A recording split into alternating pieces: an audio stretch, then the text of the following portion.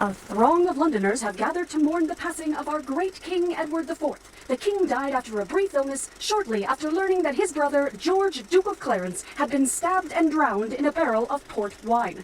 Here the king and the Duke of Clarence are shown in happier times. The newly widowed Queen Elizabeth is leading the nation in mourning.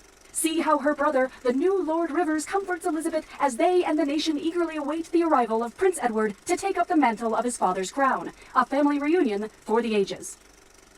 And here is the Duchess of York, the matriarch of the York clan, and of course, ever the black sheep of the family, Richard, Duke of Gloucester, glowering in the corner. Is he brooding or up to no good? Oh, how poor, twisted Richard tries his family's patience. Well, not even Richard can cast a dark shadow on today, as the new King Edward will soon take the throne.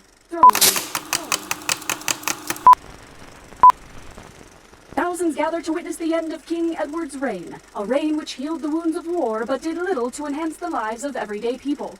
King Edward died from gout. His death by overindulgence, sadly, was not the first to fall upon our royal family. Here the king and George, Duke of Clarence, are seen in happier times. In a tragic turn for the York family, the Duke of Clarence also passed away recently from too much wine.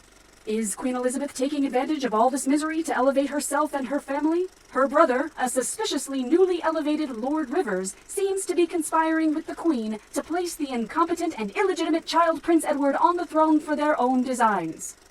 The royal family, and indeed the nation, seem on the brink of civil war, vulnerable to the depraved savagery of foreigners. But, thankfully, we have one salvation.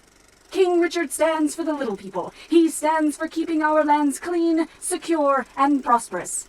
See how the people adore him and now embrace our glorious future with Richard as our king.